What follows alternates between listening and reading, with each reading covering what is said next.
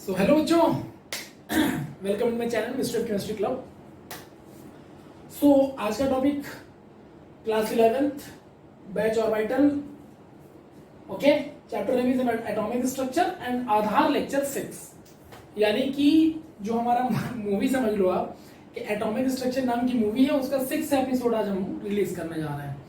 5 episode में क्या हुआ सर? पहले एपिसोड में एटम के बारे में बताते हैं, जिनका नाम था ऋषि कणाल। प्रिडिक्शन दिया था कि दुनिया के सबसे छोटे पार्टिकल, जिनको हम लोग क्या कहते हैं, परमाणु कहते हैं। डाल्टन ने उस कॉन्सेप्ट को कॉपी किया और 1726 के आसपास उन्होंने बताया कि भैया कोई भी एटम या कोई भी ऑब्जेक्ट जो होता है उसका सबसे छोटा पार्टिकल एटम होता है, जो कि कणाद ने बोला था, वही इन्होंने कॉपी कर लिया। डाल्टन के मॉडल को सबसे ज्यादा धक्का तब लगा जब रदरफोर्ड आए। रदरफोर्ड ने क्वेश्चन मार्क किया और डाल्टन को खत्म कर दिया। ये एपिसोड 1 और एपिसोड 2 की कहानी थी। एपिसोड 3 में बोरबरी आते, क्योंकि रदरफोर्ड वहां पर एक पार्टिकल को लेकर के बहुत ज्यादा असमंजस में रहते हैं, नहीं बता पाते, नाम था इलेक्ट्रॉन।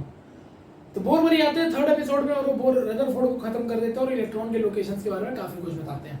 इवन दैट इलेक्ट्रॉन की वेलोसिटी, इलेक्ट्रॉन किस शेल में, उसका रेडियस, उसका total energy, kinetic energy, potential energy, उनके बीच का रिलेशन, हर एक चीज बताया। इवन दैट ये भी बताया कि इलेक्ट्रॉन सर्कुलर मोशन क्यों करता है। ये बोरबरी का मॉडल आया था।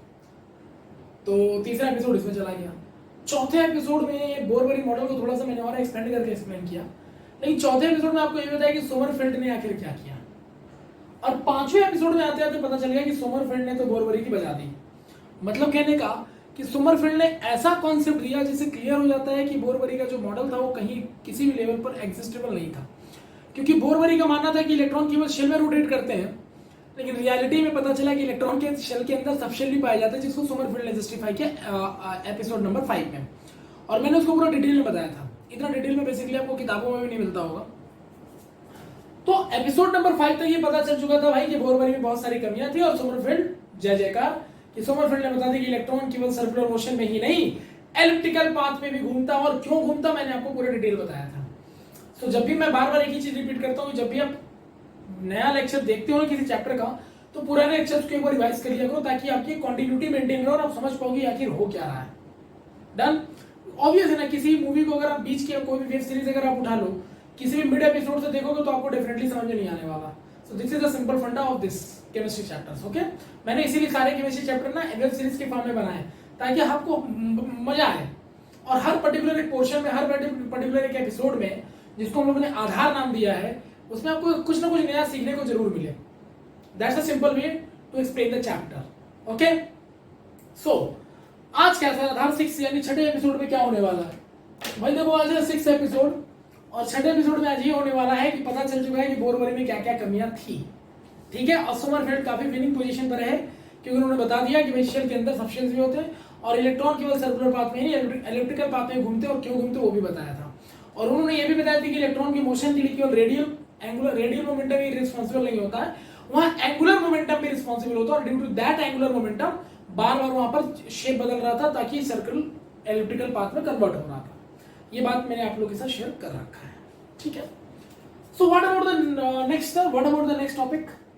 तो सिंपली बोरबरी के मॉडल में बहुत सारी कमियां देखने को मिली, जो मैंने लास्ट वाले लेक्चर में आपको बताया भी था। कि जैसे बोरबरी का मॉडल केवल सिंगल इलेक्ट्रॉन एलिमेंट के लिए एग्जिस्ट करता है, कोई भी एलिमेंट जो इसमें एक इलेक्ट्रॉन हो उसी के लिए काम करता है। मतलब हाइड्रोजन स्पेक्ट्रम भी उन्होंने बनाया था, हाइड्रोजन मॉडल के लिए ही उनका काम करना था, यानी सिंगल इलेक्ट्रॉन के लिए काम करता, मल्टी इलेक्ट्रॉन के लिए काम नहीं करता। दूसरा, डी ब्रॉगली का वेवलेंथ, डी ब्रॉगली का भी कॉन्सेप्ट आया था तभी उसी समय, और उसको भी बोरबरी एक्सप्लेन नहीं कर पाए। हाइजेनबर्ग की अनसर्टेनिटी प्रिंसिपल एक्सप्लेन नहीं कर पाए। मतलब कुल मिलाकर समझ क्या किसी भाई बोरबरी गलत हुआ तो उसके पीछे लोग पड़ गए कि भैया तुम ये नहीं बता पाए, तुम वो नहीं बता पाए, तुम ऐसे नहीं बता पाए, तुम वैसे नहीं बता पाए। तो बोरबरी में बहुत सारी कमी निकाल डाली। कुल मिला के बोरबरी को साबित करना था गलत, ठीक। लेकिन 1913 में बोरबरी का मॉडल आया था। उसी दौरान एक एक्सपेरिमेंट और भी हुआ था, जिसको बोरबरी के ड्रॉबैक में डाल दिया गया। मतलब और कमी निकालो जितना हो सकता है। तो 1913 के आसपास एक साइंटिस्ट जिनका नाम था जोहान्स स्टार्क, ठीक है, और एक जीमन। तो 1913 के आसपास आया हमारे पास जीमन एंड स्टार्क इफेक्ट, और यही वो समय था जिस समय बोरबरी का मॉडल एग्जीक्यूटिबल कंडीशन पे था और सोमरफेल्ड उसके पूरे कॉन्सेप्ट को ऐसी तैसी कर रहे थे बोरबरी की। तो जीमन एंड स्टार्क उसी समय एक एक्सपेरिमेंट चल रहा था और इन्होंने आइडिया दिया कि यार आखिर स्पेक्ट्रम जो बनाया बोरबरी ने उसके अकॉर्डिंग वो डिसकंटीन्यूअस है। Okay, it is clear. And Lyman, Balmer, Paschen, Brackett from अलग अलग तरह के सीरीज के उन्होंने बताया कि भाई इलेक्ट्रॉन ट्रांजिशन यहां से यहां होगा, शेल टू शेल ट्रांजिशन बता रहे थे। सोमरफेल्ड ने बताया कि भैया देखो ऐसा शेल टू शेल ट्रांजिशन ही नहीं, सबशेल टू सबशेल ट्रांजिशन भी होता है और तुम्हें सबशेल का आइडिया नहीं है। सोमरफेल्ड के इस कॉन्सेप्ट को जीमन और स्टार्क ने बहुत अच्छे से सीखा और इंप्लीमेंट करके नया एक्सपेरिमेंट किया। तो देखो क्या निकलता है। भाई जीमन का इंपैक्ट क्या कहता है? तो जीमन कहते हैं कि भाई साहब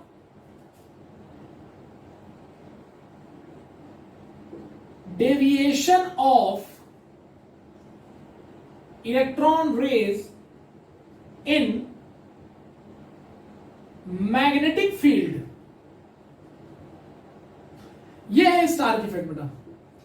मतलब कि अगर इलेक्ट्रॉन के रेजेस को मैग्नेटिक फील्ड से पास कराया जाए तो उसमें उसके स्पेक्ट्रम में कुछ डिफ्लेक्शन देखने को मिलता है।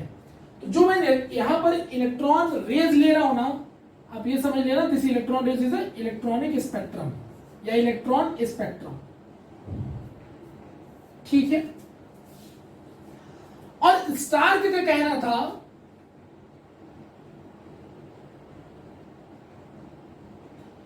Splitting of electron energy spectrum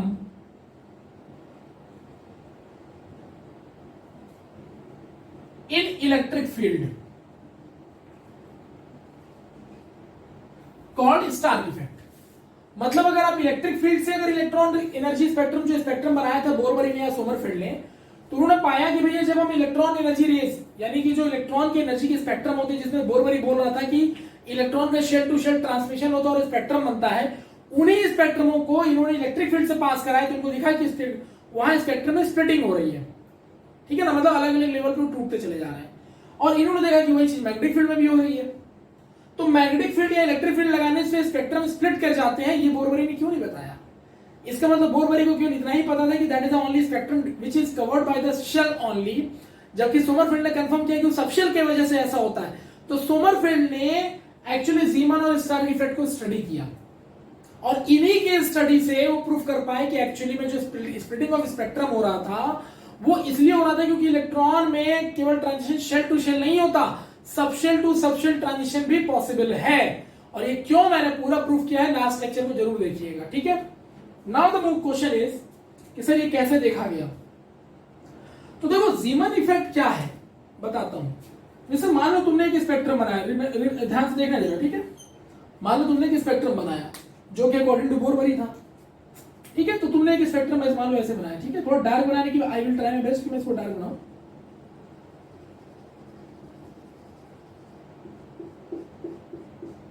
इस मार्कर की इंक काफी वो हो जाती है, खराब हो जाती है, ठीक है बेटा। ध्यान दो, जैसे ये स्पेक्ट्रम दिख रहा है आपको, ठीक है। अलग अलग एनर्जी लेवल का अलग अलग स्पेक्ट्रम था ना उनके अकॉर्डिंग, क्योंकि भैया ऐसा है, आपने देखा था ना कि Lyman, Balmer, Paschen, Brackett from सबका एनर्जी डिफरेंस अलग अलग है। कोई फर्स्ट पे गिरता है, कोई सेकंड पे गिरता है, तो ऐसे एनर्जी भी अलग अलग होगा, तो स्पेक्ट्रम भी अलग अलग होगा, डिसकंटीन्यूअस होगा, ठीक है। जबकि रदरफोर्ड ने क्या बोला था, स्पेक्ट्रम कैसा होता है, कॉन्टिन्यूअस। तो यही ये प्रूफ करने की बात कर रहे हैं। तो देखो भैया ऐसा बोरबरी का स्पेक्ट्रम ये था, मान लो ये बोरबरी का स्पेक्ट्रम था हाइड्रोजन का, ठीक है। अब हुआ क्या ना, यहां पे पास करा दिए मैग्नेटिक फील्ड। बेटा मैग्नेटिक फील्ड को किससे दिखाते हैं, बी वेक्टर से, ये आप जानते भी होंगे, ठीक है। नहीं जानते तो कोई बात नहीं, आप सीख जाओगे धीरे धीरे, ठीक है। तो मैग्नेटिक फील्ड किससे दिखाते हैं बेटा, बी वेक्टर से, ठीक। तो ये मैग्नेटिक फील्ड में मैंने इस स्पेक्ट्रम को डाल दिया। तो जीमन कहता है कि जब मैंने इसको मैग्नेटिक फील्ड में डाला तो मुझे कुछ ऐसा देखने को मिला, यू कैन सी नाउ, देखिएगा ध्यान से क्या हो रहा है। ये कर्टेन है जिस पर स्पेक्ट्रम बनाया गया था। अब देखिए ये वाला जो दिख रहा है आपको एरिया, इतना वाइडर है ना, ये ऐसा था ना,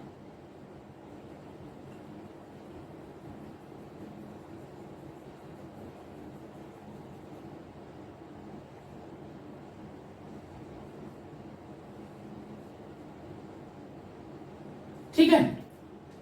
जब मैग्नेटिक फील्ड से पास हुआ ना तो ये ऐसा हो गया, देखना ध्यान से, ये देखिए बीच में स्प्लिटिंग हो गया है, ये देखिए, ये देखिए,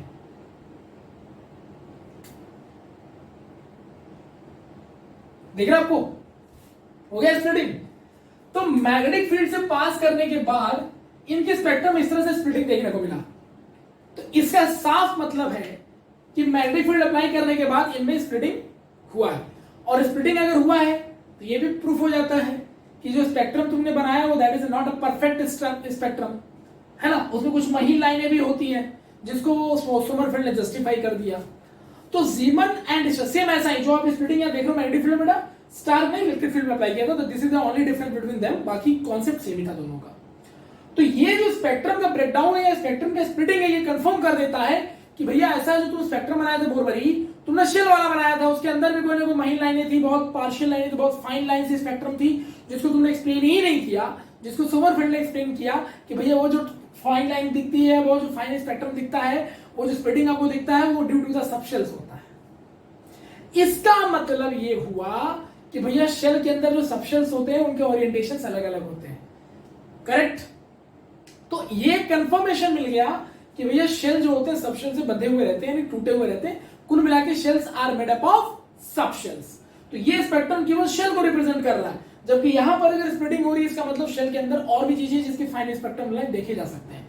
दिस इज कॉल्ड बेटा जीमन इफेक्ट। सेम यही चीज अगर आप इलेक्ट्रिक फील्ड में करते हो तो that is called Stark effect. And these both effect executing in 1913 जो एक कंफर्म कर देता है कि इलेक्ट्रॉन्स जो होते हैं वो शेल में नहीं सबशेल में भी पाए जाते हैं, और अलग अलग यहां पर स्प्लिटिंग होने का मतलब है कि एक शेल कई सारे सबशेल को कंटेन कर सकता है।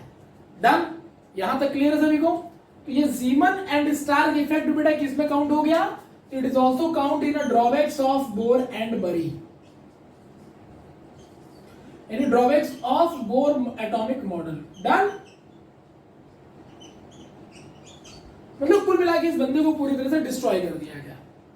बोरबरी ने इतनी मेहनत की, सब कुछ किया, मैथमेटिकल एक्सप्लोजन सब कुछ निकाल के दिया, लेकिन उसको लोगों ने बर्बाद कर दिया।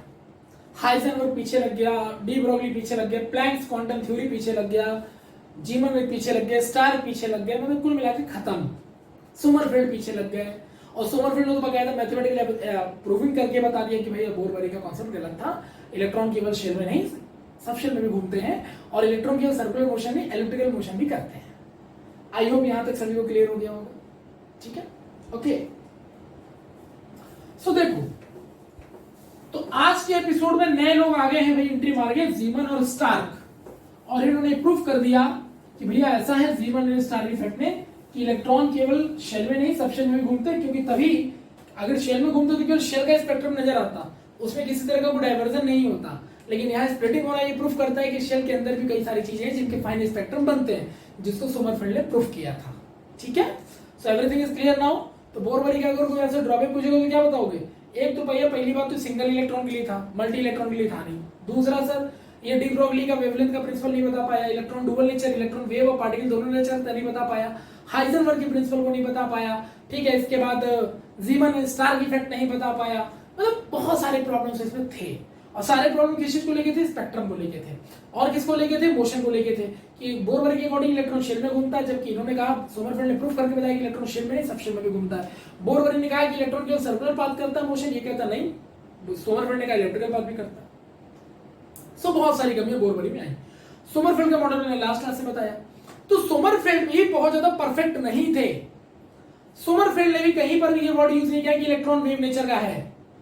सोमरफेल्ड ने कहीं पर ये नहीं बताया कि भैया मैं मल्टी इलेक्ट्रॉन के लिए स्पेक्ट्रम बना सकता हूं, कहीं नहीं बताया। तो आप चाहो तो ये दो ड्रॉबैक सोमरफेल्ड में भी डाल दो, क्या कि Sommerfeld is not able to explain the multi electron spectrum model, and the second Sommerfeld is also not able to explain wave nature of electrons. Done. So Sommerfeld में भी दो मॉडल आप लिख सकते हो। तो जैसा कि आप वीडियो देख रहे हो तो प्लीज अपने नोट्स में लिख लीजिएगा। सोमरफेल्ड में भी दो बड़ा मॉडल क्लियर हो गए कि मल्टी इलेक्ट्रॉन स्पेक्ट्रम, तो इन्होंने क्वेश्चन उठा दिया था बोरबरी पे कि भैया तुम सिंगल इलेक्ट्रॉन के लिए बता रहे हो, लेकिन खुद भी ये केवल उसी पे फोकस कर गए कि इलेक्ट्रॉन सर्कुलर इलेक्ट्रिकल पाथ भी करता है, प्लस इलेक्ट्रॉन शेल के अंदर सबशेल भी होते हैं, यानी इलेक्ट्रॉन जिस शेल में चक्कर लगाता है शेल के अंदर सबशेल भी होते हैं। इन्हीं पर ही उनका पूरा फोकस था। लेकिन इन्होंने भी मल्टी इलेक्ट्रॉन मॉडल के लिए कोई बात नहीं की, स्पेक्ट्रम की कोई बात नहीं की, और ना ही इन्होंने इलेक्ट्रॉन को कहीं पर भी वेव नाम का कोई वर्ड यूज किया था इलेक्ट्रॉन के लिए। सो कुल मिला के इसके भी दो मॉडल, सोमरफेल्ड के भी दो ड्रॉबैक आ जाते हैं। पहला ये कि it is not able to multi electron spectrum, and second one it is not able to explain the wave nature of electron. Done. अब सुनो, सब कुछ चल रहा है एक साथ, बोर बरी सोमरफेल्ड लगे पड़े हैं। ऑन दैट टाइम एक कॉन्सेप्ट हमारे सामने अचानक से आके गिरता है, और ये बंदा भी अपने एक्सपेरिमेंट में लगा हुआ था। एक्चुअली इतना आसान नहीं इनको समझना। भैया नाम देंगे प्लैंक्स क्वांटम थ्योरी।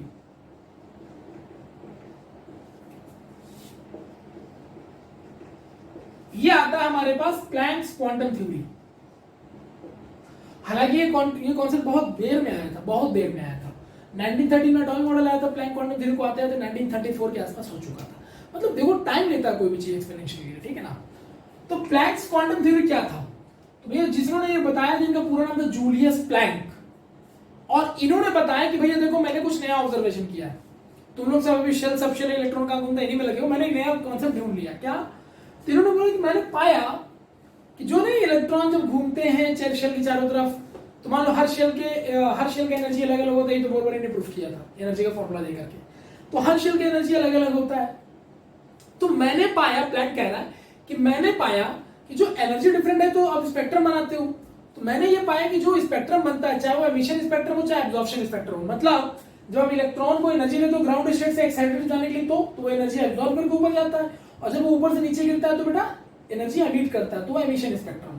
तो एब्जॉर्प्शन स्पेक्ट्रम हो चाहे एमिशन स्पेक्ट्रम हो, या ये कह लो कि इलेक्ट्रॉन चाहे एनर्जी एब्जॉर्ब करे या फिर क्या करे, रिलीज करे, रेडिएट करे। तो दुनिया का कोई भी object during the formation of spectrum, चाहे वो एनर्जी एब्जॉर्ब करे चाहे एमिट करे, वो हमेशा एक बंडल ऑफ पैकेट्स के फॉर्म में होता है। यानी जो भी एनर्जी वो एब्जॉर्ब रिलीज करता है ना ड्यूरिंग द एमिशन स्पेक्ट्रम और एब्जॉर्प्शन स्पेक्ट्रम फॉर्मेशन के समय, वो जो एनर्जी एब्जॉर्ब या एमिट करता है वो बंडल्स और पैकेट्स के फॉर्म में होता है। मतलब बोरबरी ने जो एनर्जी का फॉर्मूला निकाला था E = -13.6 z² by z² = 1/n1² - 1/n2², मतलब दो शेल के बीच का ट्रांजिशन मैंने निकाल के आपको प्रूफ करके दिया हुआ है। सो जो भी एनर्जी ट्रांसमिशन होता है, चाहे वो एब्जॉर्प्शन से हो चाहे वो एमिशन से हो, वो हमेशा एक एनर्जी पैकेट्स के फॉर्म में रहता है, जिसको क्वांटा कहा गया। यानी इन्होंने एनर्जी को क्वांटाइज कर दिया इलेक्ट्रॉन की। इन्होंने ये कहा कि भैया इलेक्ट्रॉन की एनर्जी चाहे एब्जॉर्प्शन स्पेक्ट्रम में चाहे एमिशन स्पेक्ट्रम में हो, that will be always in quantized form. What is the meaning of quantized sir? Quantized इसलिए वर्ड यूज कर रहा है इन्होंने कि क्वांटाइज का मतलब होता है that type of the energy which is never be in a fractional amount.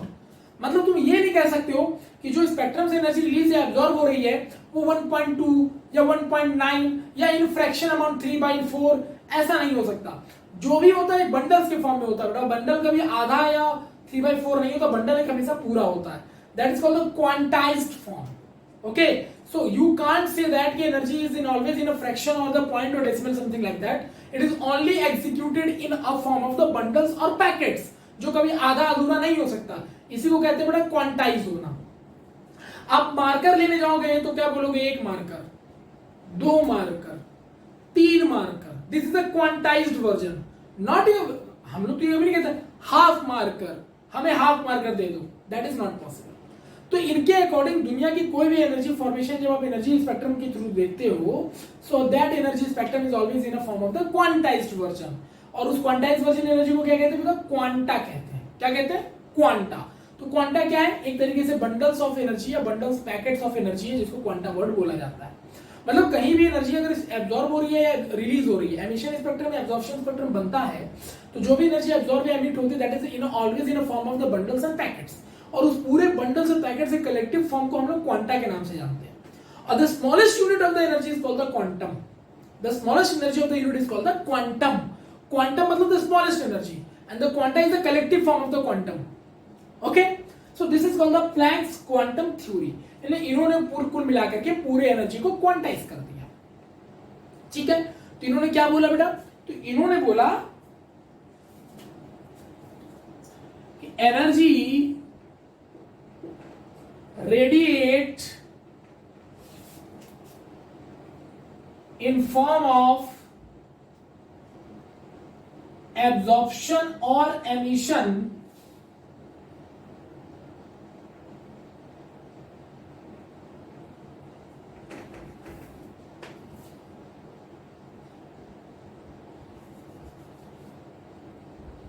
by any object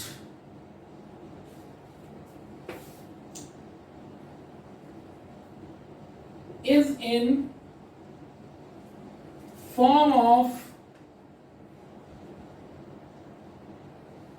bundles or packets known as quanta. ठीक है, known as quanta, and smallest unit of energy is known as quantum. That's known as Planck's quantum theory. बहुत simple word में मैंने आपको लिखवा दिया, इसको चाहे तो ध्यान से पढ़ें आप. क्या बोल रहा है बताओ. तो energy radiate in form of absorption और एमिशन. अब जैसे आपने बोरबरी ने जो स्पेक्ट्रम बनाया था एनर्जी का, अलग अलग जब इलेक्ट्रॉन तुम्हारा एमिशन यानी एनर्जी एमिट करते हुए जब टॉप टू बॉटम गिर रहा था, तो लाइमन बामर पास्चन ब्रैकेट फुट अलग अलग तरह के रेडिएशन दे रहा था. तो इन्होंने वही बोला कि भैया देखो, चाहे तुम इलेक्ट्रॉन को ग्राउंड से एक्साइटेड ले जाओ, चाहे एक्साइटेड से ग्राउंड लाओ, उस केस में एनर्जी एब्जॉर्ब या रेडिएट करेगा ही करेगा. तो जो भी एनर्जी वो एब्जॉर्ब करता है, जो भी एनर्जी वो रेडिएट करता है, it is always in the form of the quanta. ठीक है, यानी बंडल्स और पैकेट्स के फॉर्म में होगा वो. और बंडल्स और पैकेट्स को उन्होंने क्वांटा बोला है. ये बंडल्स और पैकेट्स वर्ड यूज करने के पीछे रीजन ये था कि बंडल्स या पैकेट्स कभी आधे अधूरे नहीं होते, ये हमेशा एक फुल फॉर्म में होते हैं, इंटीग्रल फॉर्म में होते हैं, कभी फ्रैक्शनल फॉर्म में नहीं हो सकते. इन्हीं को बेटा क्वांटा कहा गया. ठीक है, and the smallest unit of the energy is known as quantum. तो किसी भी चीज की जो तुम सबसे स्मॉलेस्ट यूनिट की बात करोगे, मान लो सपोज करो कि एनर्जी जब ऊपर से नीचे की तरफ जा रहा था तो उसने 10 बंडल एनर्जी के रिलीज कर दिए, तो इन्हें 10 क्वांटा रिलीज कर दिए. Bundle from the quanta release कर दिए, that is the collective form of the energy. तो क्वांटा रिलीज कर दी. तो क्वेश्चन ये कि सर सबसे मिनिमम एनर्जी कितना होगा, तो दैट द मिनिमम यानी वन बंडल की एनर्जी जो होगी, मिनिमम एनर्जी होगी, that is called the quantum. सही है. इसका सबसे बेस्ट एग्जांपल हमारे पास है कि अगर हम सनलाइट ले लें, ठीक है, क्या ले लें, सनलाइट ले लें, तो उसका जो क्वांटम वैल्यू होता है उसे फोटॉन कहा जाता है. क्या कहा जाता है बताओ, फोटॉन कहा जाता है. यानी सनलाइट जब एनर्जी एमिट या रेडिएट करेगा, कोई भी बॉडी सनलाइट एब्जॉर्ब या रेडिएट करेगा, मतलब कोई बॉडी में तुमने सनलाइट गिरा है, मान लो उसने एब्जॉर्ब किया, तो जब वो एनर्जी एब्जॉर्ब करेगा ना बॉडी, तो वो भी किस फॉर्म में करेगा, क्वांटा यानी बंडल्स और पैकेट्स के फॉर्म में करेगा, क्योंकि एनर्जी क्वांटाइज हो चुका है. और जो सबसे मिनिमम अमाउंट ऑफ एनर्जी जो वो एब्जॉर्ब या रेडिएट करेगा, that is called the quantum, जिसको फोटॉन्स कहा जाता है. लाइट के फॉर्म में बेटा उसको फोटॉन्स कहा जाता है. तो ऐसे ही अलग अलग पर्टिकुलर रेडिएशन के लिए नाम अलग अलग हो सकते हैं. सनलाइट के लिए फोटॉन्स है, तो किसी और के लिए हम क्या रखेंगे, हमेशा क्वांटम वर्ड यूज करेंगे. तो सनलाइट के लिए क्वांटम का मतलब photon, that is the smallest unit of the energy, and the quantum for any other type of energy radiation और ऑब्जर्वेशन. ठीक है. और क्वांटा बेटा क्या है, इन्हीं क्वांटम्स का एक कलेक्टिव वर्जन है. और क्वांटा जो है इसको डिफाइन किसी किया जा रहा है, बंडल्स और पैकेट्स से, जो ये कंफर्म करता है कि बंडल्स और पैकेट्स बेटा आधे अधूरे तो हो नहीं सकते, आधे बंडल या 3/4 बंडल ऐसा नहीं हो सकता. तो दैट वी कैन से कि energy completely quantized in a form. Quantized का मतलब that is always in a whole number और the fraction number, whole number और the integral number, not in fraction number और जीरो लाइक दैट. ठीक है. सो इससे पता चलता है कि भैया ये जो कॉन्सेप्ट आया ना, तो ये कंफर्म कर दिया कि एनर्जी में से क्वांटाइज वर्जन में रहता है. और सबसे बड़ी बात पता है क्या, क्वांटाइज वर्जन में रहता है. और इनका ये भी मानना था कि जब इलेक्ट्रॉन एनर्जी रेज एमिट करता है ना, तो वो पहले तो देखो एमिशन या रेडिएशन जो भी हो रहा है क्वांटा के वर्जन फॉर्म में हो रहा है, लेकिन ये प्रोपोगेट वेव के फॉर्म में करता है. मतलब कहने का कि देखो आप एनर्जी क्वांटाइज कब कर पाते हो, जब आप वेव नेचर की बात कर रहे होते हो.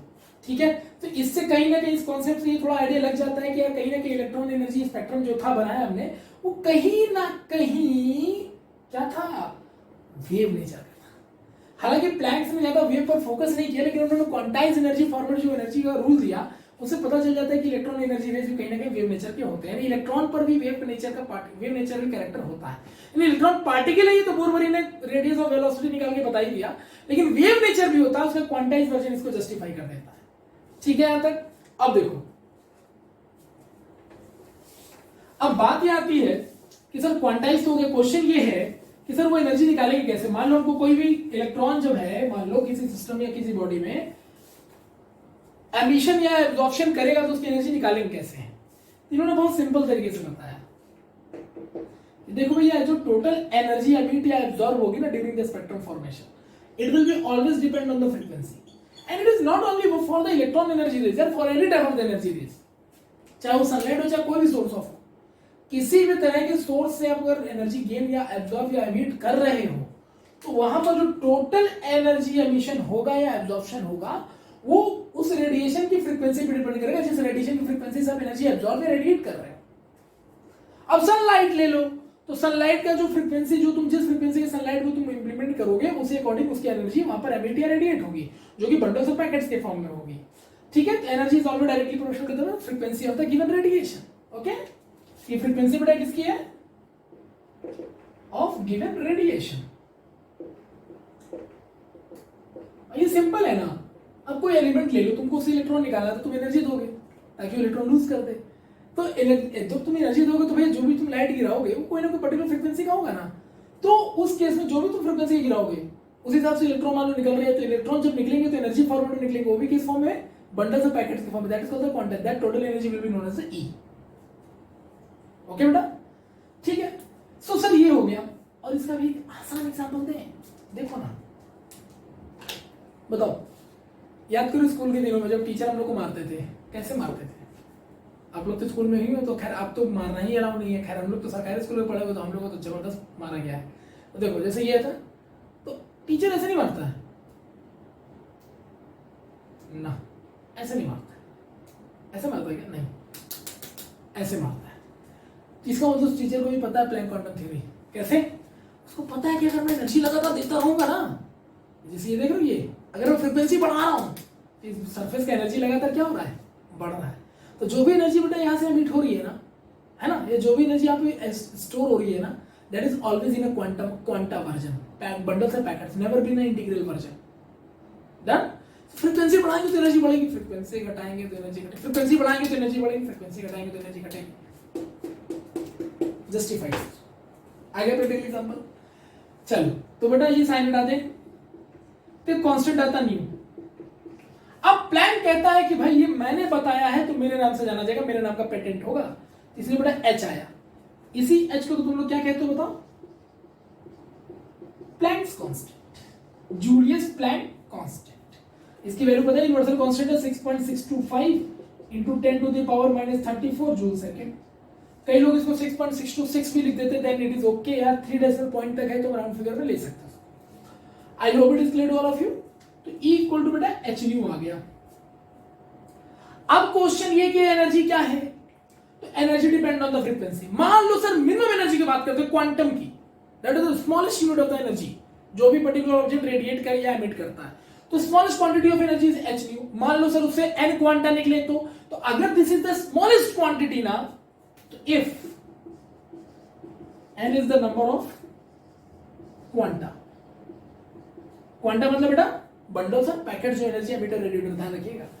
तो ऐसे बेटा टोटल एनर्जी क्या हो जाएगा? Integral multiple of minimum energy. तो बेटा ये जो ई एच न्यू था, यहां पर ई कौन सी एनर्जी को रिप्रेजेंट कर रहा था? क्वांटम को, that is the smallest unit है वो। सही है। अब बेटा ये ई जो equal to N H nu, N का मल्टीप्लाई होगा तो नंबर ऑफ बंडल्स का मल्टीप्लाई होगा, नंबर ऑफ क्वांटा का मल्टीप्लाई हो गया। Now this energy is called the बेटा total energy. I hope it is clear to all of you. ठीक है, तो quantum is the smallest version of the energy, मतलब जो मिनिमम 1 पैकेट उसकी एनर्जी है, और NH मतलब नंबर ऑफ क्वांटा, जितने नंबर ऑफ बंडल्स निकले उसके टोटल एनर्जी से मल्टीप्लाई कर दो, काम कर। डन। तो this is the integral multiplication, मतलब अगर मिनिमम अमाउंट ऑफ एनर्जी आपको पता है, दैट इज क्वांटम वैल्यू आपको पता है, तो उसमें नंबर ऑफ n यानी क्वांटा का मल्टीप्लाई करोगे तो total energy of the object जो रेडिएशन या एमिशन में डिफाइन कर रहा हो वो आप कैलकुलेट कर सकते हो। And you know that that energy absorbed या emit is depend only on the frequency of the given light. Done? अब वो जो फ्रीक्वेंसी तुम जिस रेडिएशन की, जिसमें जो भी रेडिएशन डालो यार फ्रीक्वेंसी की, तुम जिसकी भी डालो, कोई भी ऑब्जेक्ट हो, किसी भी ऑब्जेक्ट में तुम डालोगे कोई ना कोई मिनिमम फ्रीक्वेंसी लाइट तो तुम डालोगे ही डालोगे। अरे भले तुम एक्सरे डाल दो, अल्ट्रावायलेट रेज डाल दो, सनलाइट डाल दो, जो मना है डाल दो यार, वो कुछ ना कुछ एनर्जी एब्जॉर्ब या एमिट तो जरूर करेगा। अगर एमिट करेगा तो भी और एब्जॉर्ब करेगा तो भी, हर केस में उसका मिनिमम एनर्जी जो होगा बेटा इक्वल टू एच डी होगा, फ्रीक्वेंसी पे डिपेंड करेगा।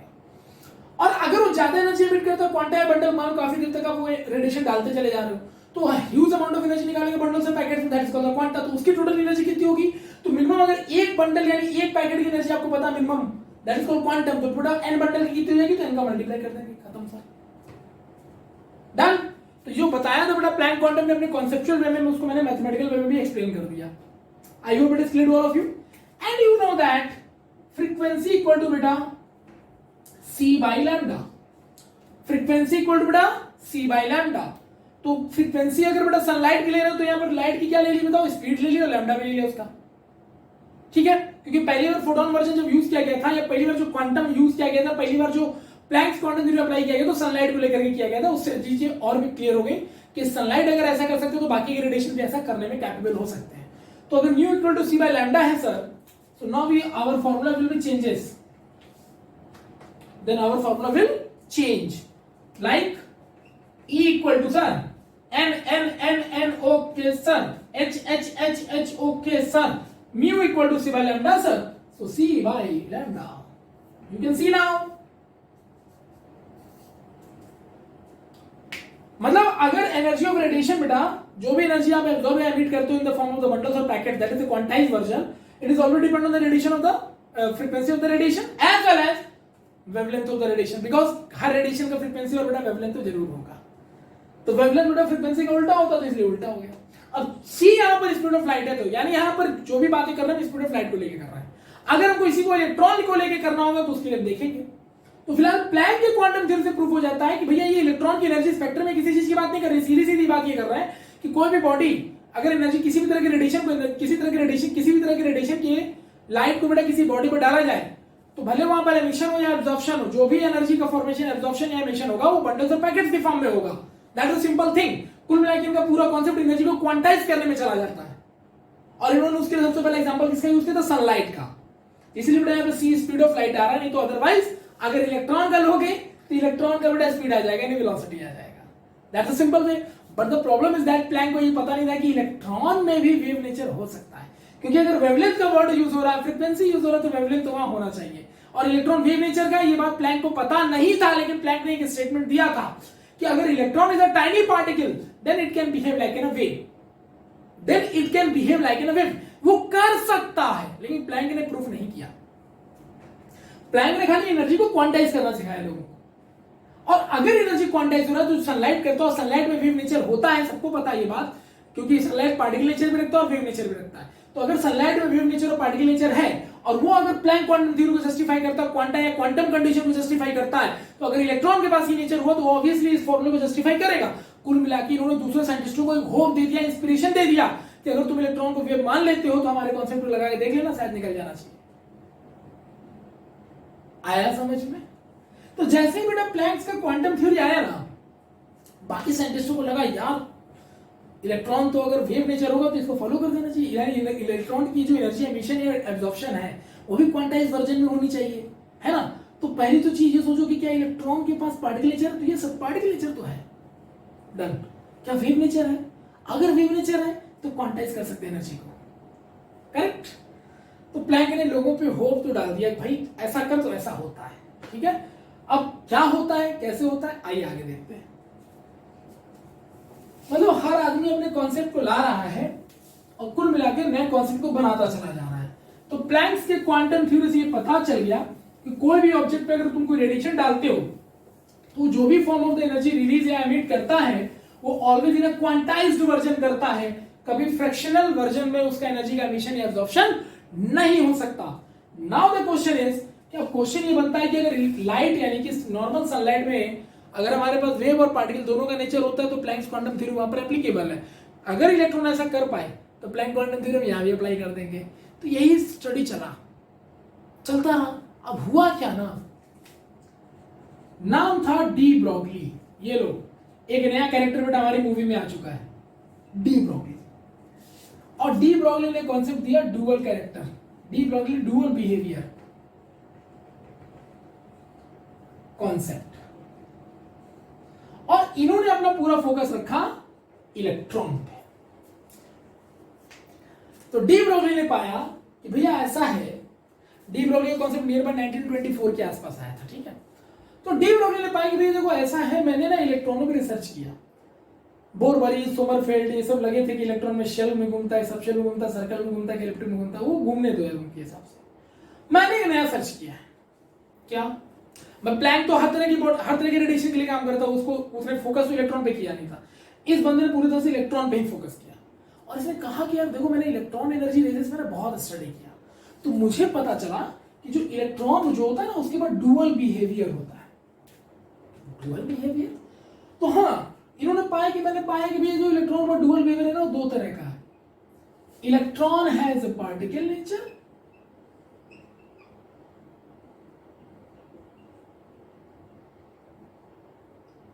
as well as electron has wave nature। ये देखिए, मतलब इलेक्ट्रॉन के पास पार्टिकल नेचर भी होता है और वेव नेचर भी होता है। और कह रहे पार्टिकल नेचर प्रूफ करना है ना, तो इस पे भैया ज्यादा दिमाग नहीं लगाना। बोरवरी ने बंदे ने इलेक्ट्रॉन को पार्टिकल मान के ही सब कुछ तो बताया है, उसको तो वेव का तो आइडिया ही नहीं था, लेकिन मेरे को पता चला कि इसमें वेव नेचर भी होता है। शायद प्लैंक से थोड़ा सा देखते हो भाई, समझ लेना। तो क्या होगा sir, particle nature wave nature कैसे सर? तो कहना डी ब्रोगली ने कहा देख मैंने जो एक्सपेरिमेंट किया वो मैं बता दे रहा हूं, बाकी तुम लोग देख लो। इसने कहा देखो मैंने क्या किया ना, एक ऐसे करके स्ट्रिंग लिया, दो धागे ले लिए मैंने, और ऊपर ना ऐसे करके इसमें मूवेबल, मतलब ये इधर उधर घूम सकता है, एक बहुत ही हल्के धागे से मैंने एक बॉल को बांधा ऐसे, ये मूवेबल है, ठीक है बेटा। और यहां से कहीं से सोर्स ऑफ एनर्जी रेज ले लिया, ये देखो ये इलेक्ट्रॉन की एनर्जी रेज है बेटा, ठीक है। किसकी एनर्जी रेज है ये?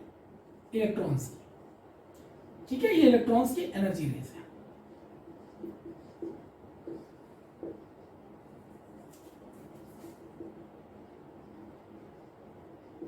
ठीक है बेटा, डाल दिया। ये तब चौंके जब उन्होंने देखा कि भैया ये जो है ना खिसक के यहां पहुंच गया। ये देखिए ये बॉल यहां खिसक के पहुंच गया धागे के साथ, चूंकि ये मूवेबल था तो यहां से यहां तक पहुंच गया। अरे इलेक्ट्रॉन के पार्टिकल्स ऐसा कर सकते हैं क्या सर? यहां तो डिस्प्लेसमेंट हो गया सर। मैंने कहा यस। अब अगर हम देखें तो हमने पढ़ा है कि force equal to mass into acceleration according to the Newton second law. ठीक है बेटा, न्यूटन का 3 लॉ आया था ना, तो उसमें सेकेंड लॉ था क्या? F equal to M into A. एक तो इनर्शिया का था पहला लॉ, दूसरा F equal to M into A, force equal to mass into acceleration. Okay sir, भाई ये डिस्प्लेस अगर हुआ है ना तो पक्का सर फोर्स लगा है ना, क्योंकि वी नो दैट W बराबर F इंटू डी होता है, वर्क इक्वल टू होता है बेटा फोर्स इंटू डिस्प्लेसमेंट। यानी वर्क तभी होगा जब डिस्प्लेसमेंट होगा, डिस्प्लेसमेंट तब होगा जब फोर्स अप्लाई होगा, और फोर्स अगर अप्लाई होगा तो सेकंड लॉ एप्लीकेबल, मास इनटू एक्सीलरेशन। इसका मतलब यहां पर डिस्प्लेसमेंट अगर हो रहा है तो फोर्स लग रहा है। और सर इलेक्ट्रॉन अगर यहां फोर्स लगा रहा है, कौन फोर्स लगा रहा है बेटा? इलेक्ट्रॉन। तो सर ये तो इस पे मास है सर, इसका मतलब फोर्स पे तो भाई फोर्स है तो F equal to M into है, तो फोर्स पे तो मास होना चाहिए।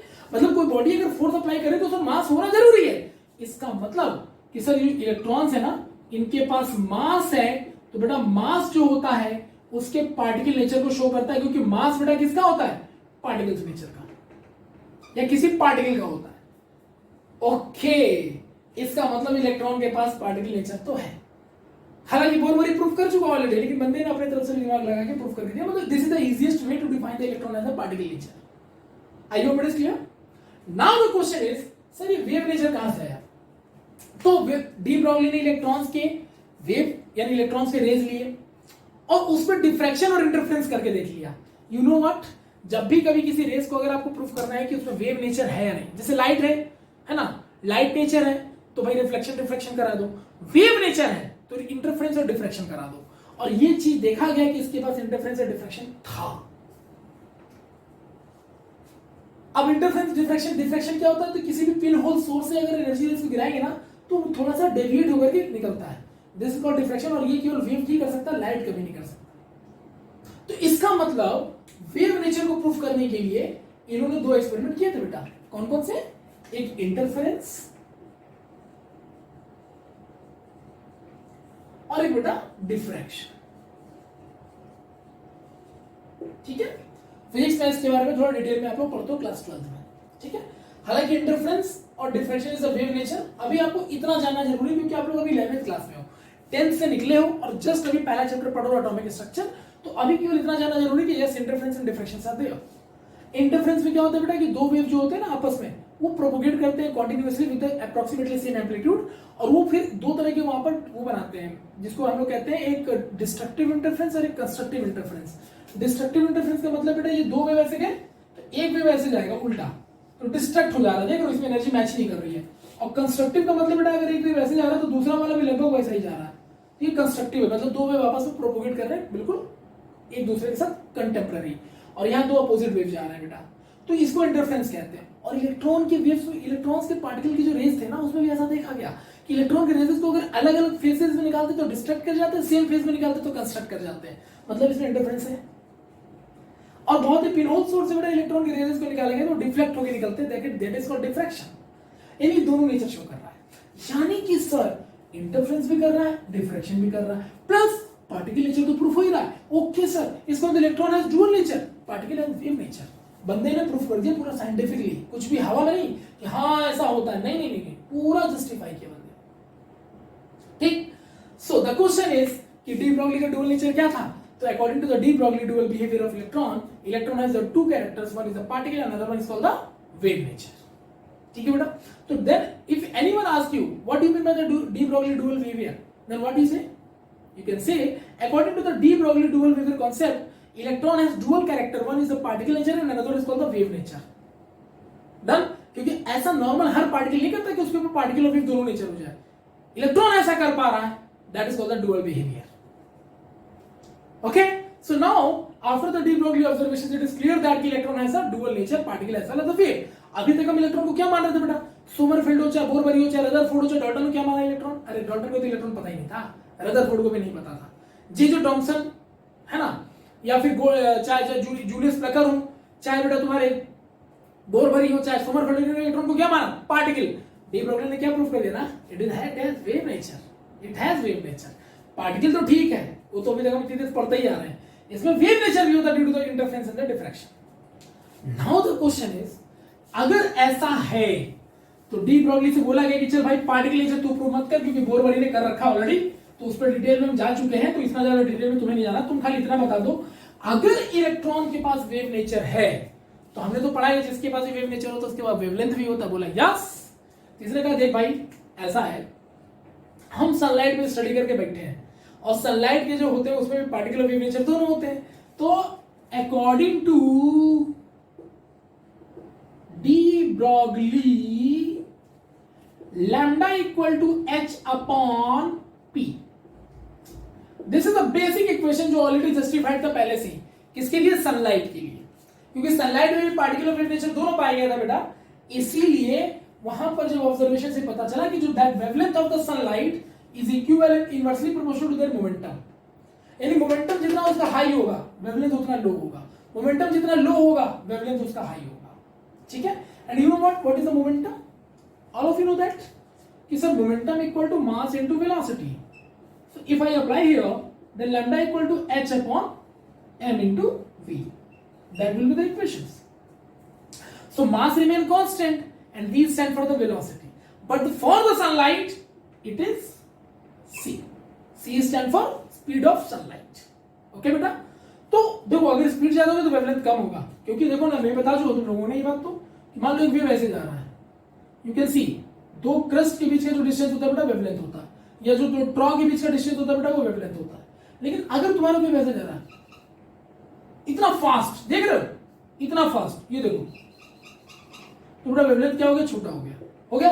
तो बेटा अगर स्पीड ज्यादा होगी ना तो वेवलेंथ कम हो जाएगा, और स्पीड कम होगी तो वेवलेंथ ज्यादा हो जाएगा। That is simple concept. Mass remain constant, h is the Planck constant remain constant. So this is the simplest way to define all this things.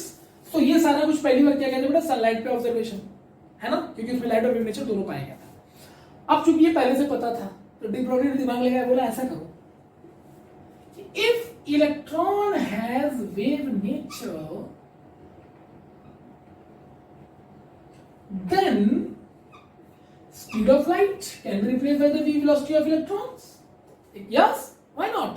Because this equation is also defined that less than light is a wave nature. Why? Because it has wavelength. So if electron has a wave nature, then you can easily replace the speed of light with the velocity of that particular particle.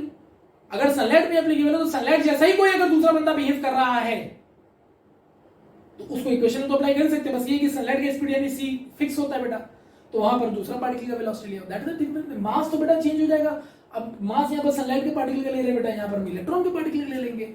सो अगर मैं इसको ऐसे change करता हूँ बेटा, तो now we have the lambda equal to h upon m into v, that's the way to define wavelength of electrons. So if you want to know electron has wave nature or not, so if it has wave nature, then definitely wavelength is there. And if the wavelength you want to calculate, then you can just define the velocity of electrons. And you know that what is the velocity of electron, because you know by the Borbori's law. What is the Borbori law? According to the velocity formula, z by n equal into 2.18 into 10 to the power 8 meter per second. That's the way to define here. And m is now, so here the m is the mass of the photon, that is sunlight. But here the mass is the electron. H is remain the constant.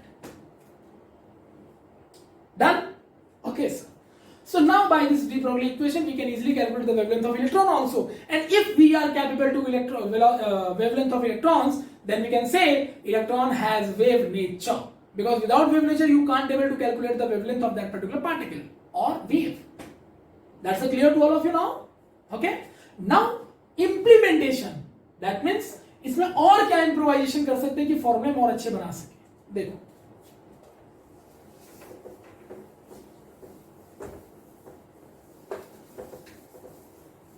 देखो भाई, so now it is clear you have the formula h into m into v, through which you can easily calculate the wavelength of any electron, because electron has wave nature. अब इसी में as you know electron has kinetic energy also, all of you know that now, because according to Borbori kinetic energy is equal to kz square by 2r. I already proved it. So kinetic energy is equal to half mv square, sir.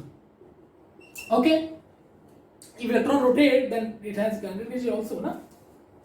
So by this formula you can easily calculate that mv square equal to 2 kinetic energy बेटा, तो v equal to आ जाएगा 2 kinetic energy by m root. You can easily put here. This is, if this is the v is the velocity of electron, then the kinetic energy of electron is this, and that is the mass of the electron. Okay, you can put here. If you put, then you get lambda equal to h upon m into, what is the matter value of v? Under root 2k by m. You just put here 2k by m. Sir, m अगर अंदर जाएगा, ये तो यार simple mathematics है, you all of you know that. m अगर अंदर जाएगा तो बेटा स्क्वायर में जाएगा ना, रूट के अंदर जाएगा तो,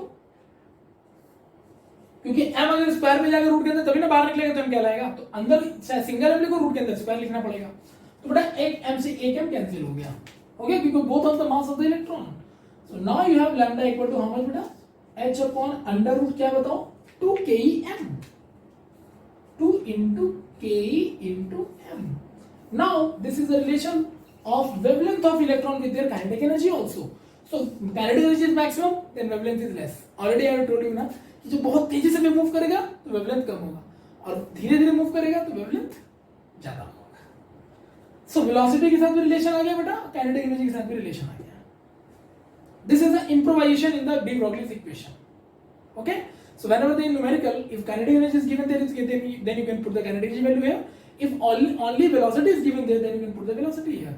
In both cases you can easily calculate the wavelength of the electron. If electron has a wavelength, then you can say that electron has a wave nature. Okay, now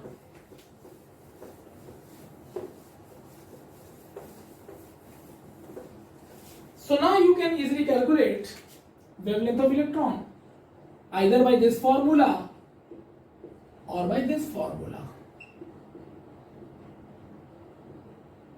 Correct? If I want to improvise in another way, suppose you have an electron particle or wave. When you accelerate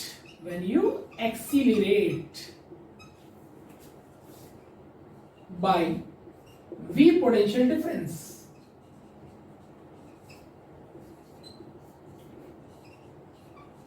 भाई ये ऐसा है, ऐसा करते हैं, electron को electric field में छोड़ देते हैं। अब पोटेंशियल डिफरेंस का सबको कॉन्सेप्ट पता है कि अगर इलेक्ट्रिक फील्ड में कोई बेटा अननोन टेस्ट चार्ज पार्टिकल लाके रखते हैं ना, तो उसको एक्सीलरेट कराना पड़ता है ताकि वो मूव कर सके।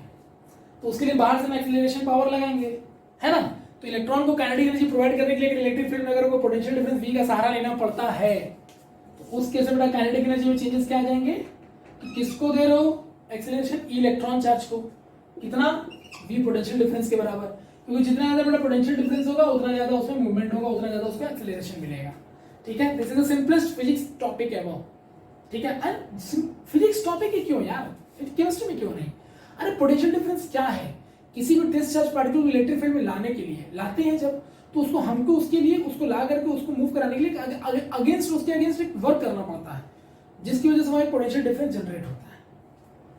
मान लो कोई टेस्ट चार्ज पार्टिकल में लाए, सपोज करो कि ये कोई पॉजिटिव फील्ड और बेटा ये नेगेटिव फील्ड है, ये एक इलेक्ट्रिक फील्ड हो गया पॉजिटिव नेगेटिव की वजह से।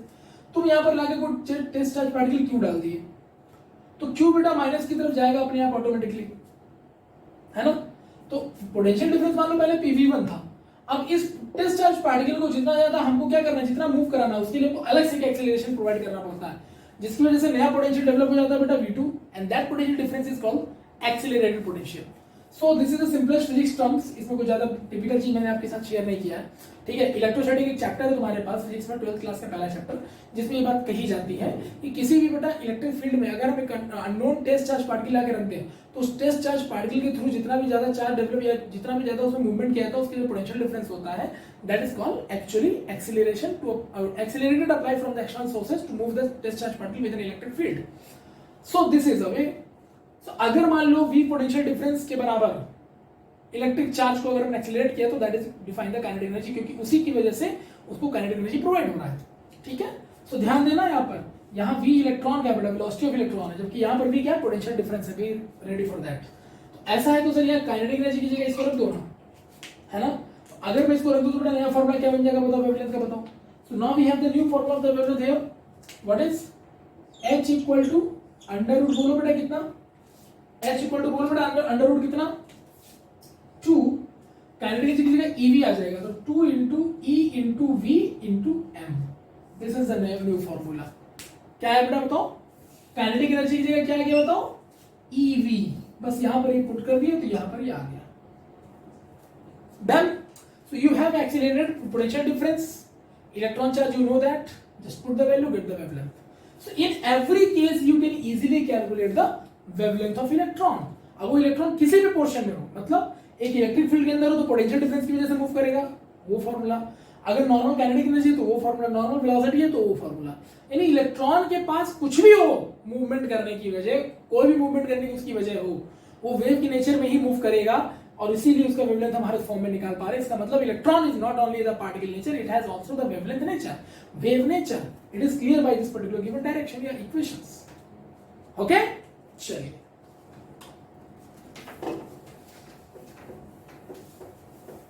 अच्छा, डी ब्रोगली यहीं पर नहीं रुके, इन्होंने प्रूफ कर दिया कि भाई इलेक्ट्रॉन का वेव होता है, इलेक्ट्रॉन एक वेव पार्टिकल है, वेव नेचर रखता है, इसलिए तो उसका वेवलेंथ निकल रहा है। लेकिन भाई साहब ये यहीं पर नहीं रुके, इन्होंने ना एक नई चीज और बताई कि अगर मैं एक इलेक्ट्रॉनिक डायग्राम फेस करूं, इलेक्ट्रॉन्स का डायग्राम फेस करूं कि मान लो ये न्यूक्लियस है और ये मान लो शेल है, ऐसे ना बोलते हो तुम लोग, तो कह रहा है कि भैया देखो शेल में भी इलेक्ट्रॉन किसकी फॉर्म में घूमेगा, तो वेव नेचर आ गया।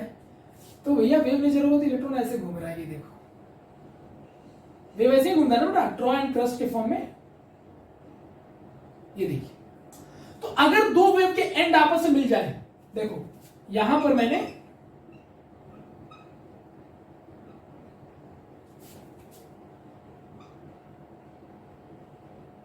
एंडेड ऑन सेम पोजीशन, देख रहा है बेटा आपको, टू एंड्स, मतलब वेव यहां से चला था ना, चला था, और पूरा यहां से चला बेटा, और यहां से चक्कर लगाता हुआ उसी पॉइंट पर एंड कर गया, तो दोनों एंड उसके सेम पॉइंट पर एंड हो गए बेटा। तो इसमें कहा जाएगा कि जो इलेक्ट्रॉन है ना वो सेम फेज में प्रोपोगेट कर रहा है। किस फेज में बेटा प्रोपोगेट कर रहा है? सेम फेज में। सेम फेज का मतलब कि मान लो एक इलेक्ट्रॉन का वेव ऐसा है ना, ये देखो ये है ना, और एक दूसरा इलेक्ट्रॉन का वेव अगर हम ले ले तो बेटा वो भी ऐसा ही है, ये देखो। So both are same phase, क्योंकि positive negative positive negative positive phase negative phase positive phase negative phase, क्योंकि कार्टेशियन प्लेन का ऊपर वाला पोर्शन पॉजिटिव, नीचे वाला नेगेटिव। तो यहां पे देखो बेटा positive negative positive negative positive negative, done. So both have the same faces. तो यानी ये बता रहा है कि इलेक्ट्रॉन यहां पर जो मूव कर रहा है ना न्यूक्लियस से चारों तरफ, सेम फेज में मूव कर रहा है, तभी उसके एंडिंग पॉइंट सेम है। अगर उसका एंडिंग पॉइंट सेम नहीं है तो आप कह दोगे कि डिफरेंट फेज में है। डिफरेंट फेज में होने का मतलब कि एक इलेक्ट्रॉन अगर ऐसे जाएगा तो दूसरा उसके अपोजिट वे में जाएगा। जैसे कहने का मतलब ये है कि अगर ये न्यूक्लियस है बेटा, ये शेल है, अगर इलेक्ट्रॉन को तुम वेव मान ही चुके हो तो अब ये चलेगा तो ऐसे चलेगा। देखो जैसे ये मान लो गया,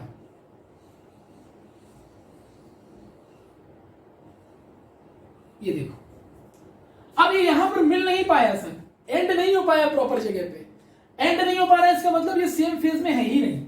मतलब सर ये किस में है, सर ये डिफरेंट फेज में है।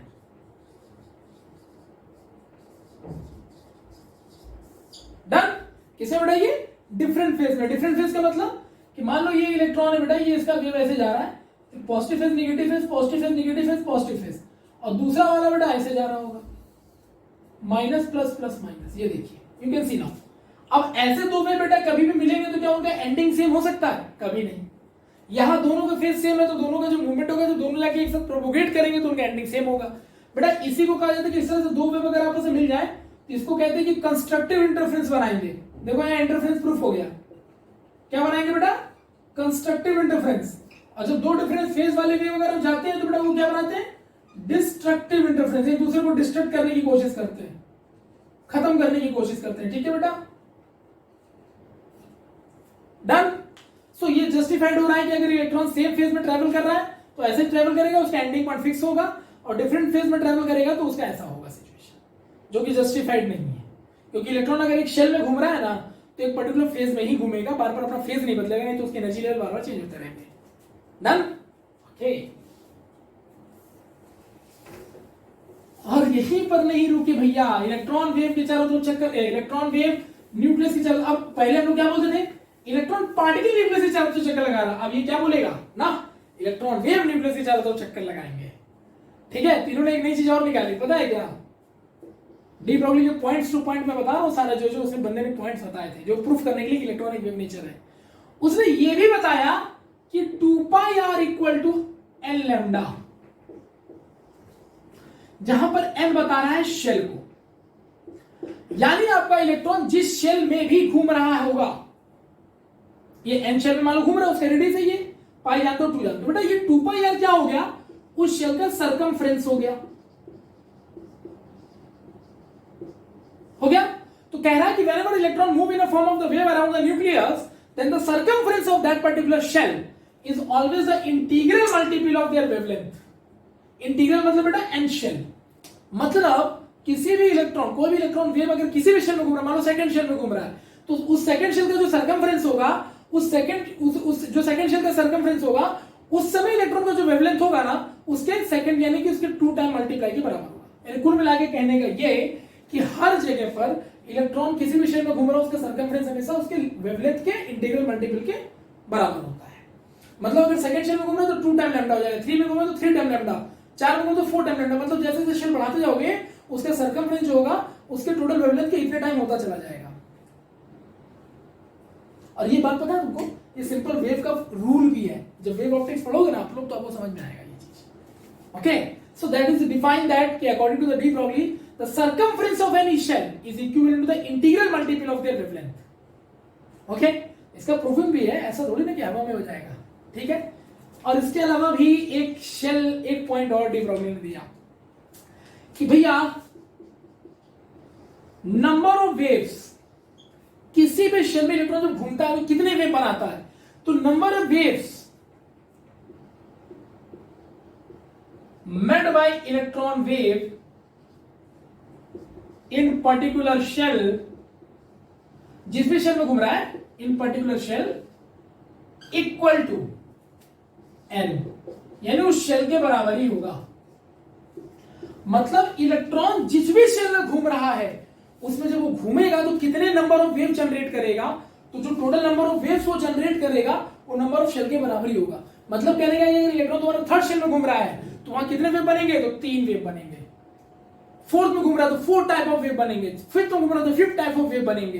यानी कि एक ही शेल में इलेक्ट्रॉनों के different type of the manner of wave हो सकते हैं शेल के अकॉर्डिंग।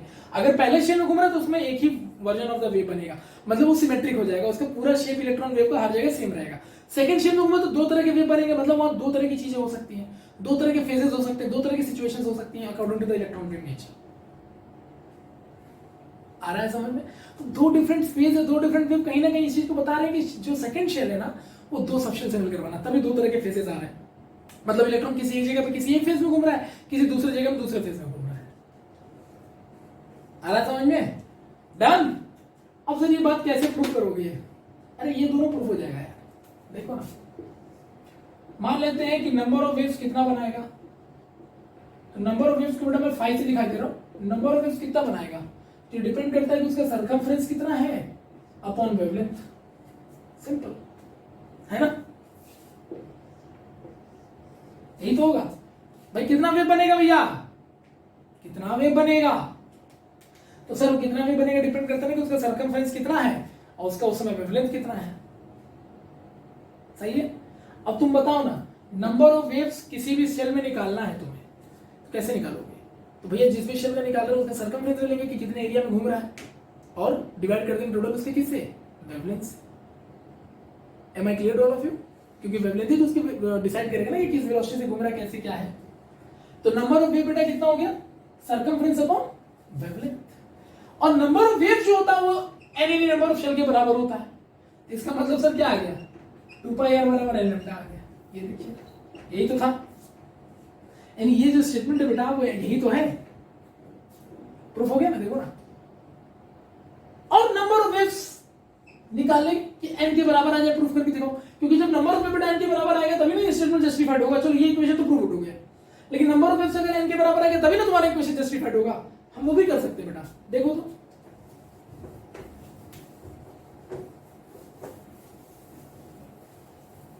देखना, चलो बताओ।